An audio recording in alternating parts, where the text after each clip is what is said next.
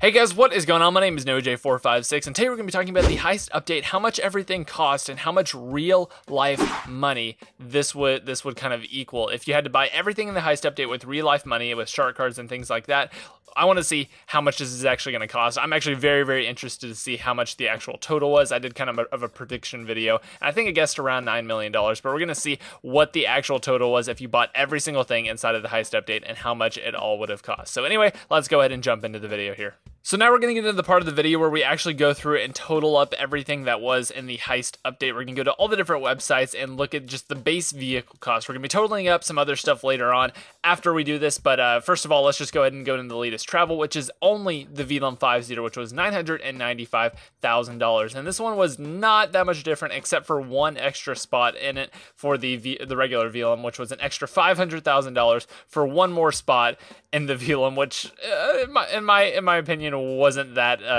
worth it. But again, I did do that as part of my spinning spree, so obviously that was something that I put on. Next up was the Costco, and this was $680,000 if you wanted to get that one, and the Electro, which was $750,000. The Electro was pretty awesome. Wasn't the hugest fan of it, just the way it works or anything, but the NOS feature, the kinetic feature was very cool on that, and the way they kind of justified that in real life was kind of cool as well. Next up is the big one, the Warstock cash and carry site. So first up we had the Insurgent pickup, which was the one with the actual gun on top. That is a Pegasus vehicle for $1,350,000, and then in addition to that we had the Insurgent, which can hold 6 people, and that one is an actual vehicle that you can put inside your garage, and one of my favorite vehicles. This was probably the most worth it for me because I get a ton of use out of this thing. I made it into a big giant banana with my customization, and have a lot of fun with that one. That one is pretty darn awesome. Next up is the Hydra, which is a $3 million one. Again, very expensive, the most expensive thing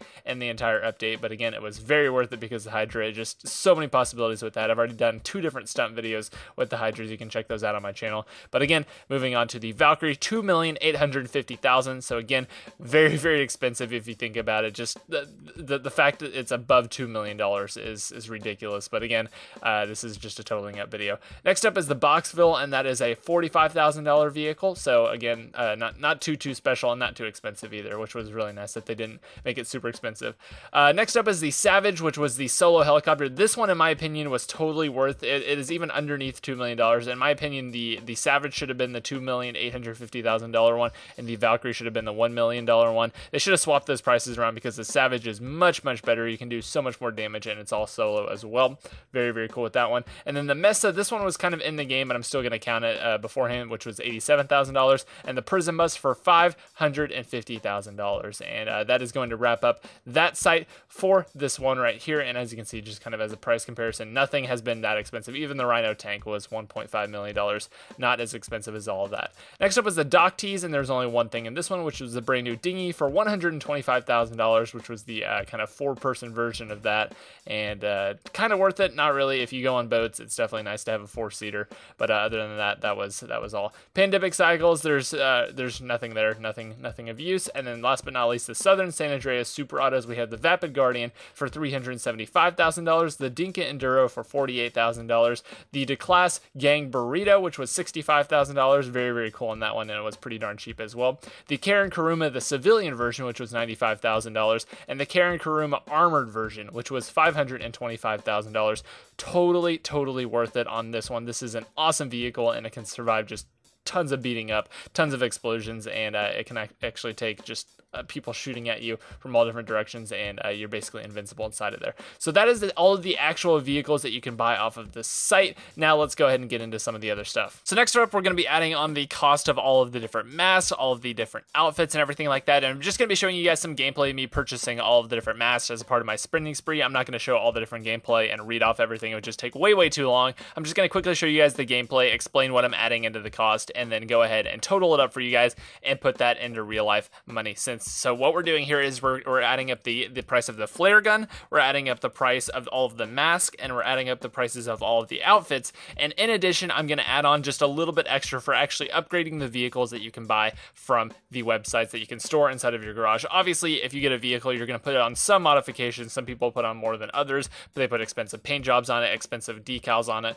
But I'm just going to be putting kind of like a base cost onto that, and I'm going to be telling you guys what that is in just a second whenever I total everything up. So here it is, the final reveal. Let's figure out how much the Heist update cost overall. So here we go, guys, totaling it all up. I just finished totaling this up, and the number is actually shocking me. This is way more than I thought it would be. Obviously, I guessed around $9 million, $10 million, somewhere in that range whenever I did kind of my prediction. But Rockstar really blew it out of the water, and before you guys hate them and just get all mad at them for how much this actually costs for this entire DLC, remember that we do get increased payouts from Heist. You can do the challenges. You can get a free $10 million for completing the Criminal Mastermind bonus and things like that. So again, don't give them too much hate. This is just me totaling up the video, and this is if you're buying literally everything inside of the update. Don't freak out. It's everything inside of the update. You obviously don't have to do this. And anyway, let's go ahead and do it. So the first thing up was mask, totaled to $570,000 if you bought every single mask. $570,000 for the mask. All of the outfits and the weapons totaled up to around $300,000 for all of those. Not too bad so far. All of the vehicle mods, if you took all the vehicles, fully modded them, put on the paint jobs and everything like that, not putting on the most expensive stuff, but just getting the basics like the armor and the engine and things like that, is going to total you up around $1.5 million, and anywhere from $1.5 to $2 million. So just for dramatic effect, we're going to use the $2 million figure here. This is the big one right here. If you bought every single vehicle inside of the Heist DLC, every single one, not excluding a single vehicle, you would have spent $14,165,000 on every single vehicle. Every single one, you bought everything, you unlocked everything in the Heist, bought everything, $14,165,000. So the big total, this is it. This is the final number. If you want to buy every single thing in the Heist DLC, you're going to need to spend $17,035,000. 17 million in GTA 5 cash. And just so we can convert this to real life money, this is only if you buy the $20 shark cards. This is buying all $20 shark cards. You can get a better deal for buying more all at once, so it's not going to be this expensive if you buy a bigger package or anything like that. But if you only bought $20 shark cards, this DLC costs you $272.56 of real life money to pay for everything. Absolutely ridiculous how much this DLC actually costs. And again, this video isn't to hate on Rockstar. A lot of you guys were asking me for this, and I did this with some previous DLCs, and the videos turned out really, really well. So let me know what you think about this DLC, even though it was free. If you didn't play GTA at all and you didn't have any cash to spend, spending $272 on this DLC.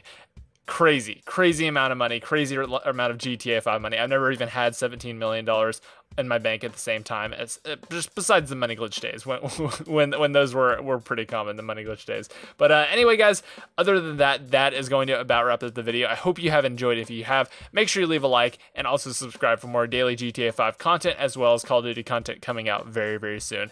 Anyway, guys, that is going to about wrap it up. I'll see you in the next one, and goodbye.